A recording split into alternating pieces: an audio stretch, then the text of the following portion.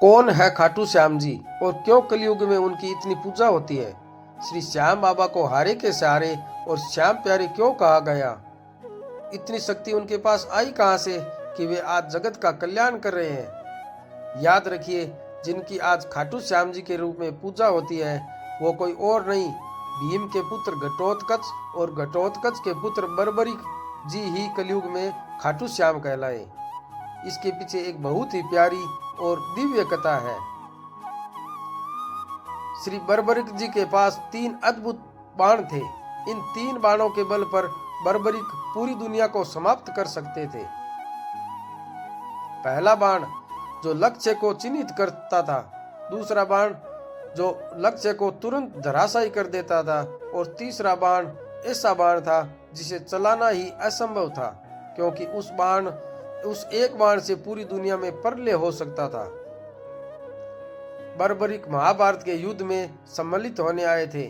भगवान श्री कृष्ण ने बर्बरिक से पूछा कि तुम्हारे बाणों की क्या महिमा है? तब बर्बरिक जी बोले, प्रभु, मेरे तीनों बाण अलग अलग शक्ति वाले हैं। सामने एक पीपल का पेड़ था। भगवान श्री कृष्ण ने कहा, इस वृक्ष पर निशाना लगाकर दिखाओ। भगवान ने एक पत्ता अपने चरणों से हल्का सा दबा दिया और बर्बरिक को बाण चलाने को कहा। बर्बरिक ने पहला बाण छोड़ा, पीपल के सभी पत्तों में छेद हो गया और वह पत्ता जो भगवान के चरणों के नीचे था उसमें भी छेद हो गया। भगवान आश्चर्यचकित हो गए। भगवान ने दूसरा बाण चलाने को कहा। बर्बरिक बोले, प्रभु, दूसरा बाण चलाया तो सारे पत्ते कटकर जमीन पर गिर जाएंगे, और तीसरा बाण तो मैं चला ही नहीं सकता क्योंकि वह प्रलय ला देगा। भगवान अत्यंत प्रसन्न हुए, लेकिन फिर बर्बरिक बोले, प्रभु, मेरा एक संकल्प भी है, मैं उसी की ओर से युद्ध करूंगा जो युद्ध में कमजोर पड़ेगा। अब भगवान चिंतित हो गए। उन्होंने सोचा, अगर पांडव कमजोर पड़े तो ये पांडवों की ओर से युद्ध करेगा, अगर कमजोर कौरव पड़ेंगे तो कौरवों की ओर से युद्ध करेगा, ये तो अनर्थ हो जाएगा। भगवान ने लीला रची और थोड़ा चिंतित होने का अभिनय किया। बर्बरिक ने पूछा, प्रभु, क्या चिंता है?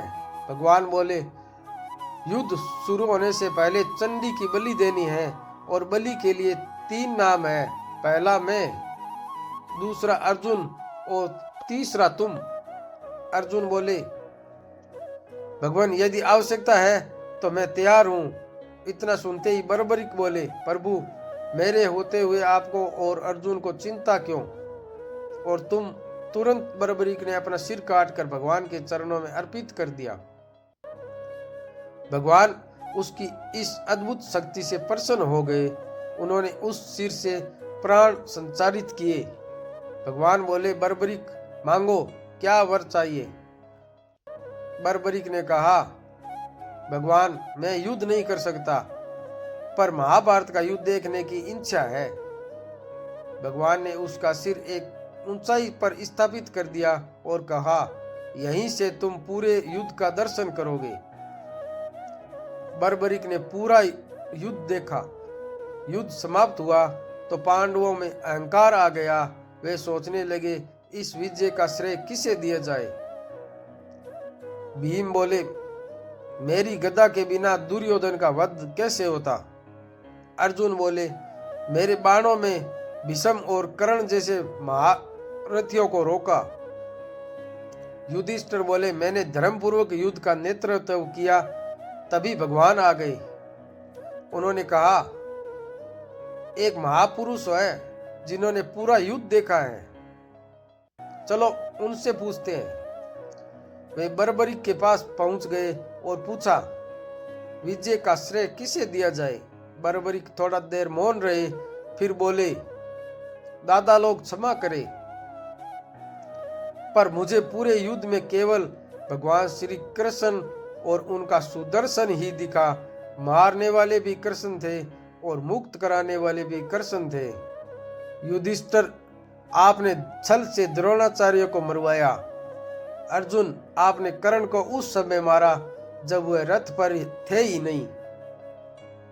भीम, आपने दुर्योधन को कमर से नीचे प्रहार कर मारा जो निषिद्ध है, इसलिए विजय का श्रेय सिर्फ और सिर्फ द्वारकाधीश श्री कृष्ण को है।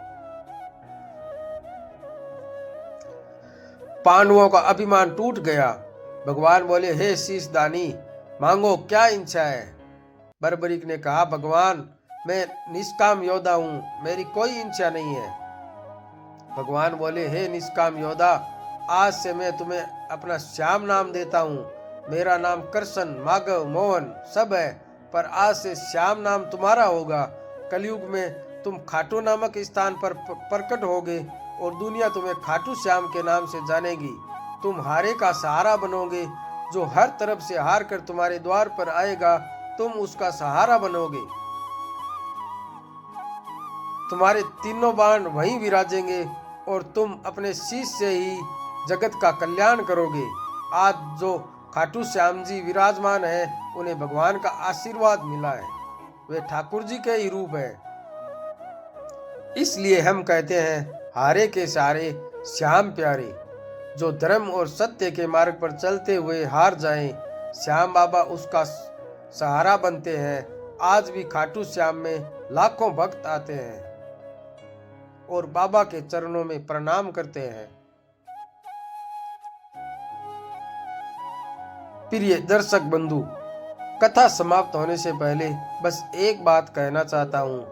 आपके एक छोटे से क्लिक में किसी की जिंदगी बदलने की शक्ति छुपी हुई है।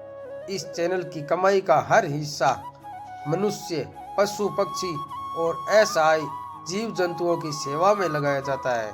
जब आप सब्सक्राइब करते हैं, आप सिर्फ एक बटन नहीं दबाते, आप एक भूखे को भोजन देते हैं, एक घायल पक्षी का इलाज करवाते हैं, एक ऐसा जीव को नई सांस देते हैं। शायद आप सोचे, मेरे एक सब्सक्राइब से क्या होगा?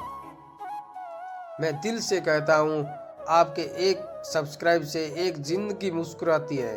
अगर आपके दिल में थोड़ा सा प्यार है, थोड़ी सी करुणा है और लगता है कि हम सही काम कर रहे हैं, तो इस सेवा से जुड़िए। एक लाइक, एक सब्सक्राइब